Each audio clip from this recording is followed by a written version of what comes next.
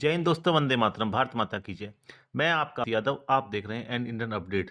दोस्तों, आज बात करेंगे चाइना भारत के बीच जो रिश्ते चल रहे हैं, जैसा तनाव है दोनों देशों के बीच में, जैसे लद्दाख में या बॉर्डर पे हमारी सेनाएं आमने सामने खड़ी हैं। तो क्या युद्ध होने की कोई संभावना है या ऐसे ही खड़े हैं हम लोग? और तुम जानते हैं कि दोनों देशों के बीच कभी भी रिश्ते सामान्य नहीं रहे, और जब भी रिश्ते सामान्य महसूस हुए तभी चाइना ने अपनी सलामी स्लाइसिंग की जो नीति है, जिसके बारे में आपने सुना तो होगा ही, के तहत बॉर्डर इलाके में अपनी प्रेजेंस दिखाना शुरू कर दिया और संबंधों को खराब करना शुरू कर दिया।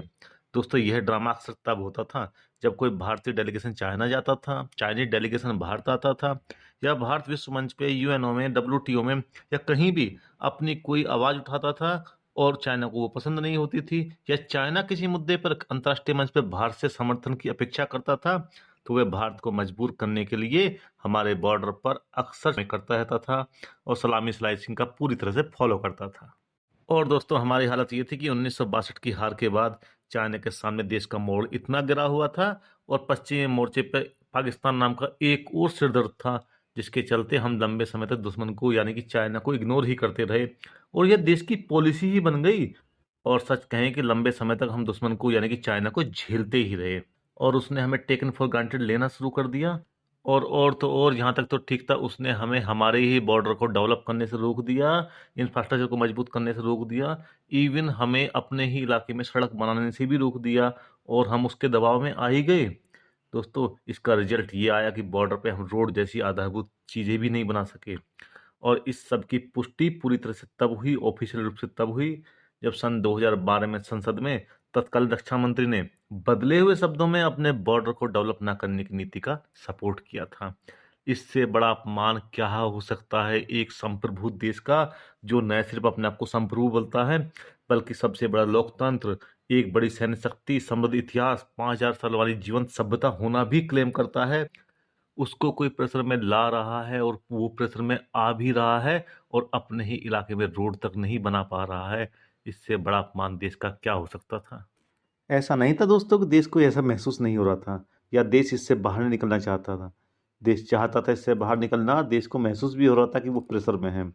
और फिर एक ऐसी तारीख आई जिसने हमें मौका भी दे दिया अपने लिए खड़ा होने का, और हम ना सिर्फ खड़े हुए बल्कि पूरे गर्व सम्मान के साथ खड़े हुए और पूरे शौर्य के साथ लड़े भी। तारीख थी 15 जून 2020, जब गलवान में भारतीय सैनिक और चाइनीज ट्रुप्स आपस में टकरा गए और 20 भारतीय सैनिकों ने वीरगति पाने से पहले कम से कम दुगने चीनी सैनिकों को समाप्त कर दिया। हमारे भारत के वीरों ने, एक तरफ जहां वीरगति प्राप्त सैनिकों को हमने पूरे सैन्य सम्मान दिया, वहीं चाइना ने कभी नहीं बताया कि उसके कितने सैनिक शहीद हुए थे, और इसके चलते चाइना में रोष हुआ। ये भी रिपोर्ट चाइना से आई। लेकिन दोस्तों, यह टकराव हुआ क्यों था? यह सब हुआ इसलिए था क्योंकि बॉर्डर पे हमने अपना इंफ्रास्ट्रक्चर मजबूत करना शुरू कर दिया, सड़कें बनानी शुरू कर दी, जो चाइना को पसंद नहीं थी।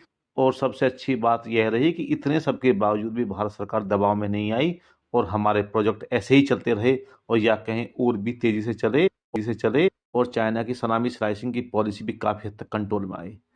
और इसके बाद की घटनाओं में हमने चाइना के डिप्लॉयमेंट के जवाब में मैन टू मैन डिप्लॉयमेंट शुरू कर दिया, यानी कि जितने जवान हमारे, और हमारा डिप्लॉयमेंट इतना तेज था कि चाइना को उम्मीद नहीं थी कि हम इतनी तेजी से डिप्लॉय कर पाएंगे।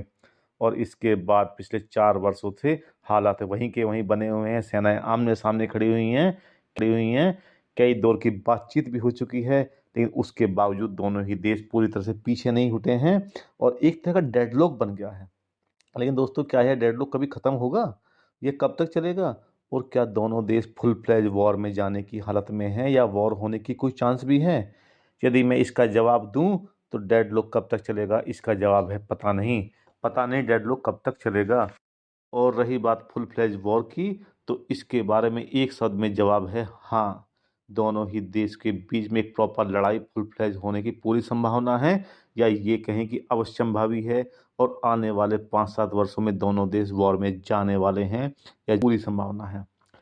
एक्सपर्ट्स के अनुसार 2025 से 30 के बीच में दोनों देशों में वॉर होने की पूरी संभावना है।